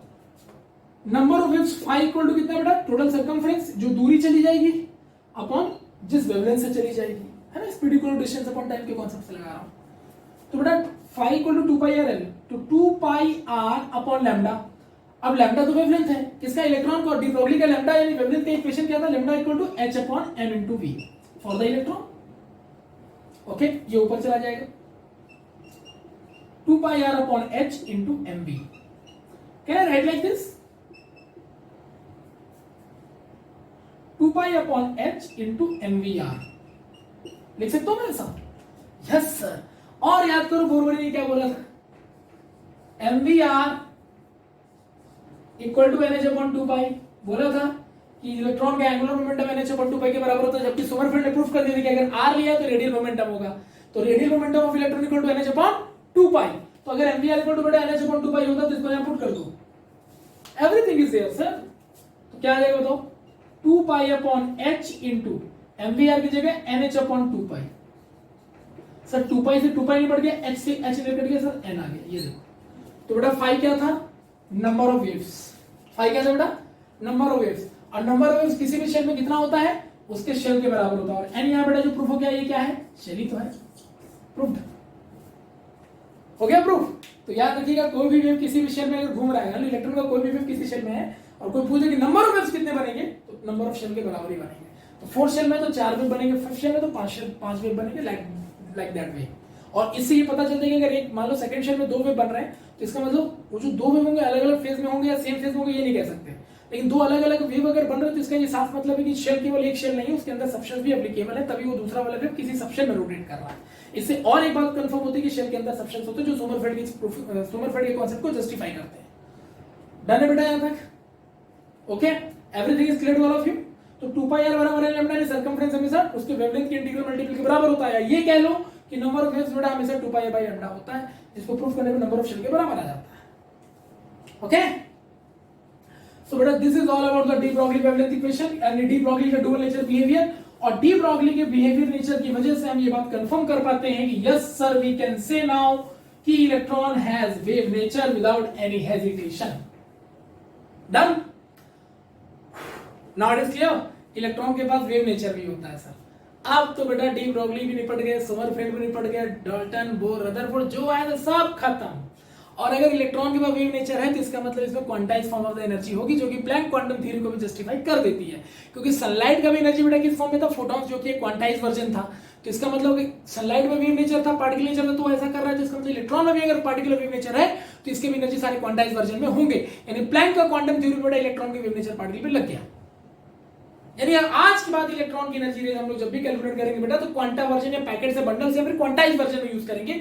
फ्रैक्शन में कभी भी अमाउंट ऑफ एनर्जी कैलकुलेट नहीं करेंगे। तो जो चीजें सनलाइट के लिए एप्लीकेबल है बेटा इलेक्ट्रॉन रेस के लिए एप्लीकेबल है। तो इस तरह से पूरी बातें जस्टिफाइड हो गई कि electron has a wave nature as well as a particle nature like sunlight. इसीलिए प्लैंक से क्वांटम थ्योरी को भी जस्टिफाई कर रहा है। और वेव नेचर है तो बेटा डी ब्रोगली ने वेव नेचर की वजह से इसका वेवलेंथ निकाल के दिखा दिया by the help of the sunlight का वेवलेंथ का फार्मूले से। So everything is clear to all of you now. अब जब इलेक्ट्रॉन के पास वेव नेचर आ गया तो अभी तक तो सब कुछ चल रहा था केवल किसकी वजह से कि इलेक्ट्रॉन के पास पार्टिकल नेचर है, पार्टिकल नेचर है, पार्टिकल नेचर है, पार्टिकल नेचर है। लेकिन अब पता चला कि इलेक्ट्रॉन के पास वेव नेचर भी है, वेव नेचर भी है, वेव नेचर भी है। अब बेटा होगा इसका शुरू स्टडी बहुत बड़े लेवल पे and that is our last episode है। बहुत बड़े लेवल पे स्टडी शुरू हो रहा है।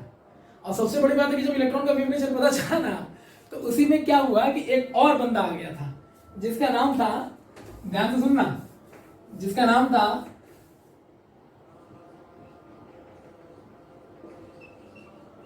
हाइजेनबर्ग।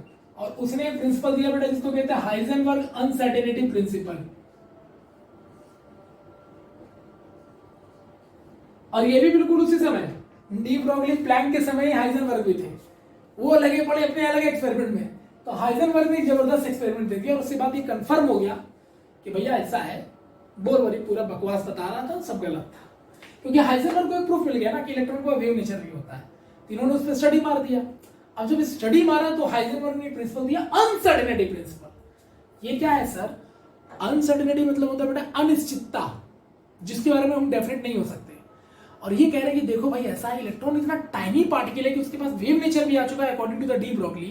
तो अगर इलेक्ट्रॉन के पास वेव नेचर इतना टाइनी पार्टिकल की वेव नेचर जैसा बिहेव कर रहा है तब तो तुम इतने टाइनी पार्टिकल की पोजीशन और मोमेंटम या वेलोसिटी एक साथ कैसे बता दोगे भाई? इमेजिन करो बेटा, तुम अपने घर पे बैठे हो, आप लोग, ठीक है, आप लोग अपने घर पे बैठे हो। सुबह सुबह जब बेटा सनराइज होता है ना तो अपने घर में जो बालकनी जो खिड़की विड़की होती है ना उनको खोल दिया करो। सनलाइट आती है तो जब सनलाइट आती है तो उसमें देखना बहुत छोटे छोटे डस्ट पार्टिकल घूम रहे होते हैं। देखा है ना? वो इतने टाइनी होते हैं कि हमें आंखों से क्लियरली दिखते नहीं है। इलेक्ट्रॉन पता है क्या है? उसमें से किसी सबसे छोटे डस्ट पार्टिकल को निकालो और उसके 10 लाख टुकड़े करो, 1 मिलियन टुकड़े करो, तो उसका जो 1 मिलियन पार्टिकल 10 लाखवां हिस्सा होगा ना वो इलेक्ट्रॉन के पार्टिकल की साइज के बराबर होगा। You can't imagine that. इतना टाइनी पार्टिकल है। अब तुम सोचो, इलेक्ट्रॉन तो खैर दूर की बात है, तुम्हारे जो बेटा डस्ट आता है ना रूम में जो सनलाइट के सनराइज के साथ, देखा होगा आपने कि छोटे छोटे डस्ट पार्टिकल उड़ रहे होते हैं।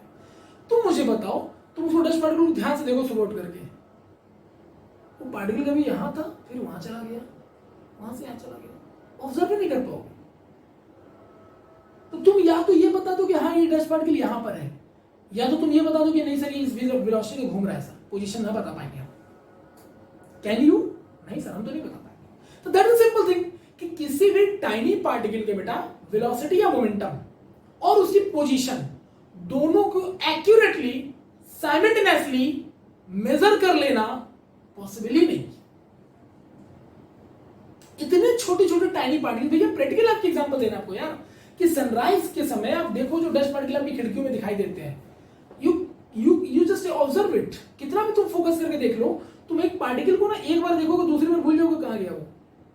Because if you consider the position of that particle you are not capable to justify that what is the velocity of that particle. और अगर आप ये मान लेते हो कि इलेक्ट्रॉन वी वेलोसिटी से घूम रहा है, वो पार्टिकल वी वेलोसिटी से घूम रहा है, तो उसकी पोजीशन तुम कभी नहीं बता सकते हो कहां जाकर के एग्जिस्ट करेगा या इस समय के बाद कहां रहेगा। मतलब for the tiny particles you are not much more aware that कि what is the momentum and the position both at the same time, not possible. Either you can calculate the velocity or you can calculate the position, because both simultaneously is not possible. क्योंकि इतना tiny को कब कहां कैसे कहां निकल जाए कोई भी जानता नहीं है। Am I clear to all of you? सही है? So this is the problem. Uncertainty principle यही कह रहा है कि भैया इलेक्ट्रॉन इतना टाइनी पार्टिकल है कि आप उसका पोजीशन और वेलोसिटी एक साथ निकाल ही नहीं सकते। अब बोरवरी क्या कह रहा है? ये रहा इलेक्ट्रॉन, ये इसका रेडियस, ये इसकी वेलोसिटी, मतलब बोरवरी भाई साहब ने एक ही बार में रेडियस और वेलोसिटी सब निकाल डाला at a one time. Velocity भी आ गया, उसका रेडियस भी आ गया। ऐसे ना होता जब मैंने डिराइव कराया था तो एपिसोड नंबर 2 या 3 में, तो वेलोसिटी रेडियस बंदे ने एक ही बार में निकाल दिया। ये कह रहा है ऐसा होता ही नहीं है भाई, इतना टाइनी पार्टिकल कैसे देख लिया उसने? सब ऐसे हवा में बात हो रही है। This is called Heisenberg uncertainty principle. That it is only applicable for the very microscopic particle, not for the large particle. ठीक है? छोटे छोटे पार्टिकल्स के लिए ये एप्लीकेबल होता है, क्योंकि बड़े पार्टिकल अगर है तो उसको तुम देख के बता ही सकते हैं ना। अब एक बड़ा सा पत्थर का टुकड़ा लिया मैंने, सपोज करो, तुमको जनरल समझाने के लिए बता रहा हूँ। बड़ा सा पत्थर का टुकड़ा लिया और हम दो दोस्त थे, खड़े थे, हमने कहा देखते हैं कि इसका पत्थर कितनी दूर जाता है, ऐसे करके फेंकते हैं, है ना। तो उसमें क्या होता है कि हम कहीं ना कहीं चीज जस्टिफाई कर पाते हैं, बड़ा पट्टे दिख तो रहा है ना यार, तो ये सी पोजीशन, ये पोजीशन, ये पोजीशन, ये पोजीशन, और मैक्सिमम ये मैं अनुमान लगा लेता हूँ कि यार इतनी वेलोसिटी से जाना होगा बाय द प्रोजेक्टाइल मोशन का फॉर्मूला अप्लाई करके, क्योंकि मुझे दिख रहा है वो बड़ा पार्टिकल है ना, उसकी पोजीशन मुझे दिख रही है, वेलोसिटी भी मैं निकाल सकता हूँ। लेकिन इलेक्ट्रॉन जैसा टाइनी पार्टिकल्स जिसको हम आंखों से देख ना पाए, उसकी वेलोसिटी और पोजीशन निकाल दे, दैट इज नॉट पॉसिबल यार, नॉट पॉसिबल। बोरबरी ने ऐसे कैसे कर लिया? तो हाइजेनबर्ग बोलता जाएगा उससे पूछे, इसका मतलब गलत है। तो हाइजेनबर्ग का पूरा टारगेट बोरबरी को खत्म कर दिया उसका। हाइजेनबर्ग का जो कॉन्सेप्ट था ना, उसमें बोरबरी को पूरा मतलब खत्म ही कर दिया, डिस्ट्रॉय। मतलब जो तुम अभी तक रेडियस ऑफ शेल निकाल रहे थे, वेलोसिटी ऑफ इलेक्ट्रॉन निकाल रहे थे, सब बकवास, पॉसिबल ही नहीं कि तुम रेडियस ऑफ वेलोसिटी के साथ निकालो, तुमने कैसे निकाल लिया? So please write down the Heisenberg velocity principle. बताओ क्या बोलोगे इसको, क्या लिखोगे? तो सीधे सीधे लिखोगे it is impossible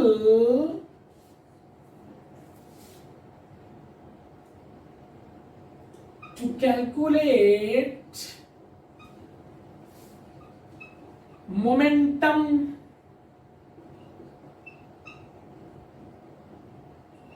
or velocity with their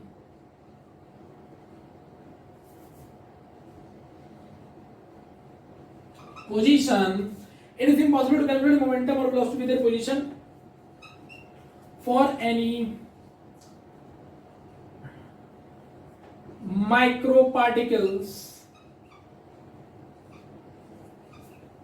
like electrons simultaneously.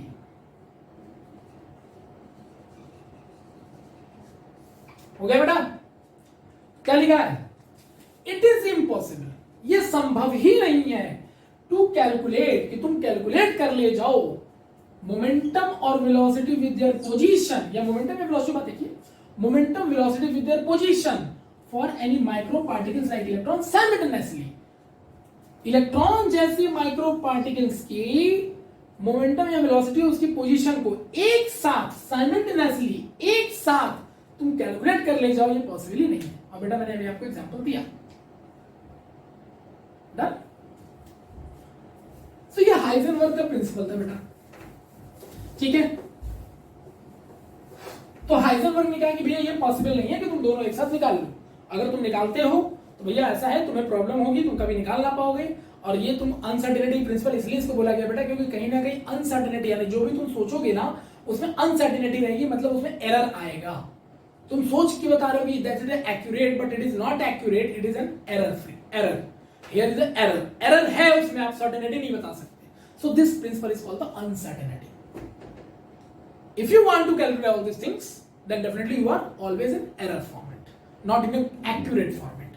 तो इसका एक डेफिनेशन ये भी हो सकता है कि it is impossible to calculate momentum and position of the micro particles accurately simultaneously.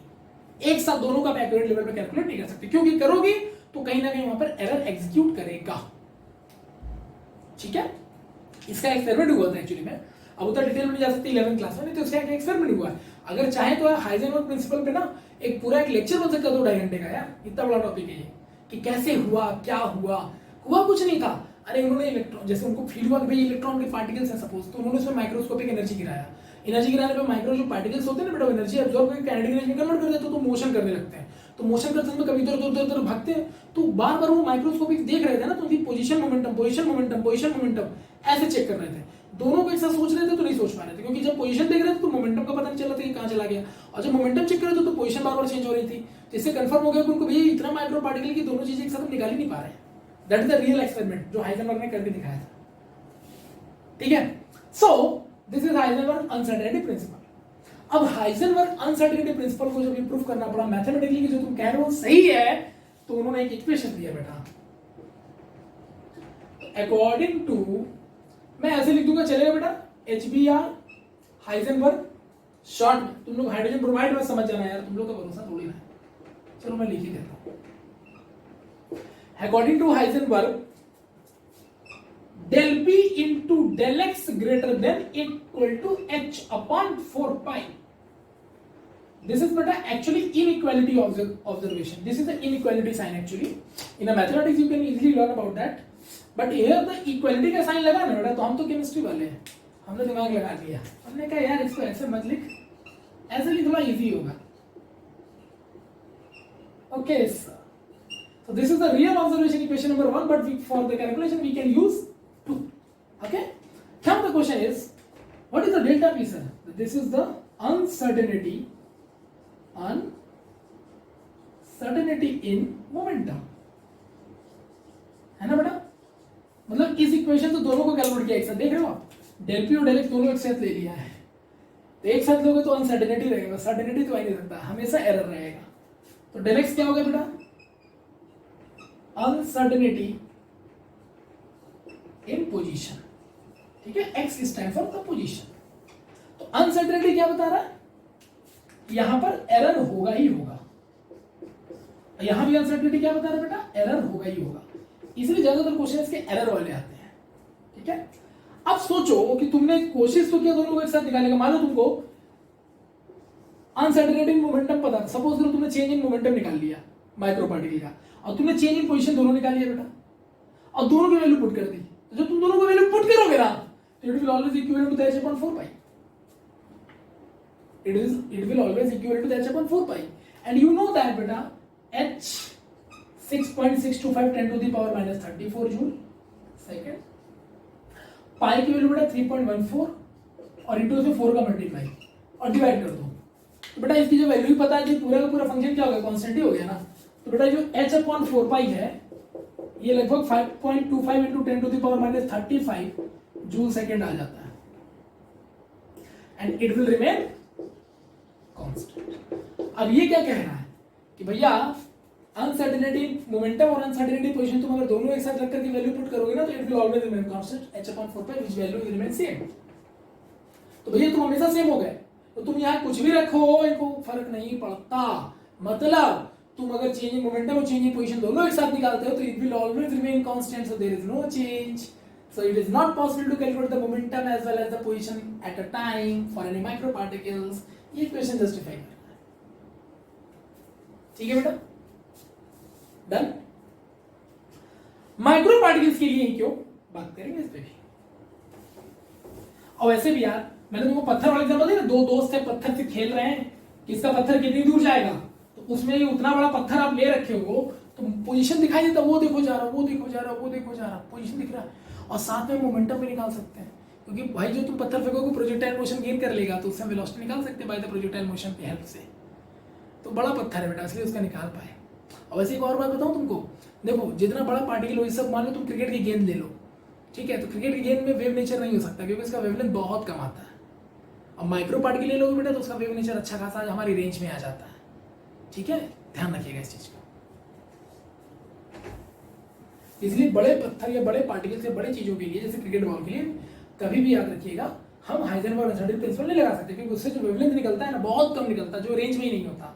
और वेवलेंथ किसका होता है बेटा? वेव का. तो इलेक्ट्रॉन एक वेव पार्टिकल है ना, वेव नेचर का पार्टिकल है ना, है. तो अगर वेव नेचर का है तो उसका वेवलेंथ रेंज में आना चाहिए. तो इलेक्ट्रॉन के लिए बेटा जो हम lambda equal to h upon mv लगाते हैं तो रेंज में आता है, और क्रिकेट बॉल के लिए लगाते हैं तो बेटा रेंज से बाहर हो जाता है.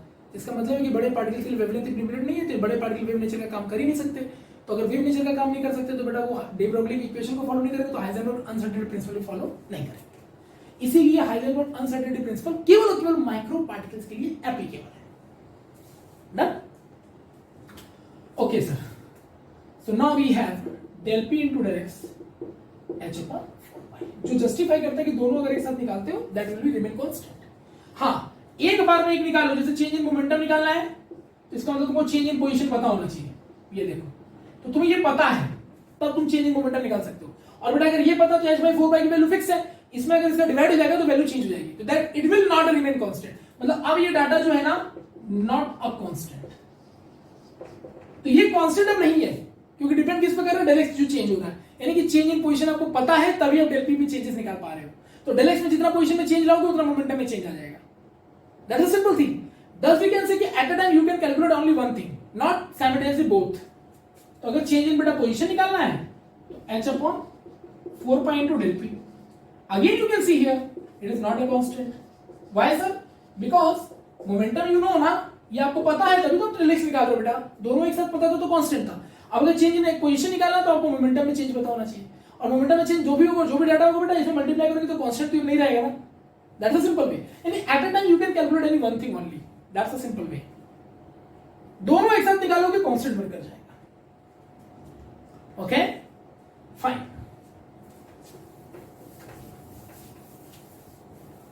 And you also know that कि बेटा del p into del x equal to h upon 4 pi, अभी आपने देखा ना। यू नो दैट बेटा momentum equal to mass into velocity, del लगाना है तो बेटा डेल पी करोगे तो मास में डेल नहीं लगेगा क्योंकि mass remain constant for that particular body. कोई भी टाइनी पार्टिकल या माइक्रोस्कोपिक पार्टिकल हो गए मास उनमें चेंज होता है, मास इज रिमेन कंजर्व, तो मास में डेल्टा नहीं लिख सकते, डेल्टा मतलब चेंज होता तो मास तो चेंज होता नहीं है। वेलोसिटी चेंज हो सकता है बेटा शेल के अकॉर्डिंग, तो ये लगा दिया मैंने। सो अब now you can apply here, so then you have the new formula m into del v into del x equal to h upon 4 pi. So this formula can be applicable only for when you have the change in velocity also. This is called uncertainty in velocity. ठीक है बेटा, for microscopic particle certain कभी नहीं, एक साथ दोनों निकालोगे certain कभी नहीं होगे, तो यहाँ दोनों एक साथ ही तो है, again h by 4 by constant, that not possible. Okay बेटा, अगर if del E is uncertainty in energy, भैया इलेक्ट्रॉन अगर वेव नेचर में तो भी तो एनर्जी तो रहेगा ना, अनसर्टेनिटी इन एनर्जी, और बेटा del t uncertainty in time, ये भी फैक्ट है कि किस टाइम पर उसकी एनर्जी क्या होगी ये भी नहीं बता सकते, दोनों एक साथ कभी नहीं बता सकते। जो मोमेंटम और पोजीशन नहीं बता सकते तो एनर्जी और टाइम कैसे बता देंगे भाई? पोजीशन मतलब टाइम हो गया है ना, और मोमेंटम वेलोसिटी से बेटा इसका पता चलता है कि बॉडी उसी इलेक्ट्रॉन पार्टिकल के अंदर या माइक्रो पार्टिकल के अंदर एनर्जी है, तो एनर्जी कहीं ना कहीं बेटा मोमेंटम को रिलेट कर रहा है और पोजीशन बेटा कहीं ना कहीं टाइम को रिलेट कर रहा है। तो जब ये दोनों तुम एक साथ कैलकुलेट नहीं कर सकते तो ये दोनों कहां से कैलकुलेट कर लोगे? इसका मतलब इसके लिए बेटा del E into del T equal to h upon 4 pi। तो ये फॉर्मूला आप कब लगाओगे सर? जब एनर्जी अनसर्टेनिटी इन एनर्जी और अनसर्टेनिटी इन टाइम में बात कर रहा होगा तो आप ये लगा सकते हो। जब अनसर्टेनिटी इन मोमेंटम और पोजीशन बात करो तो ये लगाओगे, जब अनसर्टेनिटी इन वेलोसिटी और पोजीशन बात करो तो ये लगाओगे। लेकिन एट अ टाइम कोई एक ही चीज कैलकुलेट करोगे, न्यूमेरिकल में भी आपको कोई एक चीज देगा और एक ही निकलवाएगा, क्योंकि वो भी जानते हैं कि दोनों एक साथ निकलवा के तो कांस्टेंट आ जाएगा, तो हम तो खुद ही अनसर्टेनिटी प्रिंसिपल को फॉलो नहीं कर रहे तो न्यूमेरिकल कैसे पूछ सकते हैं? ठीक है, सो रिमेंबर दैट ये बहुत अच्छा टॉपिक है कि एनर्जी और टाइम के फॉर्म में भी हम लोग क्या कर सकते हैं? हाइजेनबर्ग के प्रिंसिपल को जस्टिफाई कर सकते हैं, और एनर्जी और टाइम के प्रिंसिपल को जो हम फॉलो करते हैं ना तो बहुत सारे एप्लीकेशन भी यूज हो सकते हैं। आईटी ने ऐसा क्वेश्चन एक बार पूछा है, आईटी ने डब्ल्यूबीजेई ने पूछा था ऐसा यार, कि whenever the change in momentum is implemented with the change in energy level and the change in position, uncertainty in position defined to itself as the uncertainty in time, then what will be the equation of the Heisenberg uncertainty principle? So remind it. आया? So दो एक साथ निकालेंगे तो constant आएगा sir, एक बार में एक निकाल लो निकल जाएगा, क्योंकि एक बार में एक निकालोगे तो दूसरे वाली की वजह से कांस्टेंट वैल्यू चेंज हो जाएगा तो वैल्यू निकल आएगा। So this is the Heisenberg uncertainty principle बेटा। Now it is clear that कि बोरबरी ने एक साथ रेडियस और वेलोसिटी ऑफ इलेक्ट्रॉन निकाल दिया था जो कि हाइजेनबर्ग के प्रिंसिपल के बिल्कुल अगेंस्ट था। इसका मतलब अगर आपसे कोई पूछे कि Heisenberg principle is against of the which law, चार option, Dalton's law, Rutherford law, Bohr and Bury atomic law या Sommerfeld law, then you can say only Bohr and Bury atomic model, because Bohr Bury model is there only that which can calculate radius and the velocity of electron simultaneously, which is impossible, because radius calculate किया होगा तो उसको position पता होगा और velocity तो खैर वो कैलकुलेट कर ही रहा है, तो यानी वेलोसिटी और पोजीशन दोनों एक साथ बंदे ने निकाल लिया, जो कि बेटा इस इक्वेशन के अकॉर्डिंग पॉसिबल नहीं है। इससे पता चलता है कि हाइजेनबर्ग प्रिंसिपल ने बोर-बरी के प्रिंसिपल को पूरी तरह से गलत साबित कर दिया। I hope it is clear to all of you now. अब हाइजेनबर्ग का कॉन्सेप्ट आ गया, प्लैंक का क्वांटम थ्योरी आ गया, डी ब्रॉगली का वेव नेचर आ गया, ये सब कॉन्सेप्ट मिलकर के कंफर्म कर देते हैं कि electron is now a wave, not a particle only. That's it। अब इलेक्ट्रॉन वेव है बेटा, रिसर्च होगा इलेक्ट्रॉन के वेव नेचर पे, और अगला यानी हमारा लास्ट एपिसोड होगा वेव। हम अब इलेक्ट्रॉन को क्या मान के पढ़ेंगे बेटा? वेव। ठीक है, तो अगर अगले लेक्चर में हमारे इस चैप्टर के लास्ट एपिसोड में मिलते हैं एटॉमिक स्ट्रक्चर के, जो हम इलेक्ट्रॉन को वेव मान के आपको बताएंगे कि क्या क्या चीजें और हो सकती है। जो बार बार सबसे बोल रहे हैं एसपीडीएफ, ये दिखता कैसा है, इलेक्ट्रॉन इसके अंदर होते कैसे हैं, कैसे घूमते हैं, इलेक्ट्रॉन का एग्जैक्ट लोकेशन कहां होता है, सब कुछ आपको अगले एपिसोड में दिख जाएगा। And now wait for my last episode of this chapter. फिलहाल आपने इस पूरे टॉपिक को एंजॉय किया होगा आज के दिन, जैसे मैक्सवेल जूलियस प्लैंक ने, डी ब्रॉगली ने और हाइजेनबर्ग अनसर्टेनिटी प्रिंसिपल ने पूरी तरह से खत्म कर दिया कॉन्सेप्ट कि इलेक्ट्रॉन केवल पार्टिकल होता है. नाउ वी आर अवेलेबल या now we are aware about that कि electron has a wave nature also. Okay, so मिलते हैं आप लोगों से नेक्स्ट क्लास में. तब तक के लिए बाय बाय, टेक केयर, मजे लेते रहिए, इसी तरह से चैनल को स्प्रेड करते रहिए क्योंकि आप लोगों का रिस्पांस बहुत अच्छा है. तो thank you to all of you. But कोशिश ये करिए कि मेंबर के नंबर्स बढ़ाते चले जाइए. Thank you so much, take care.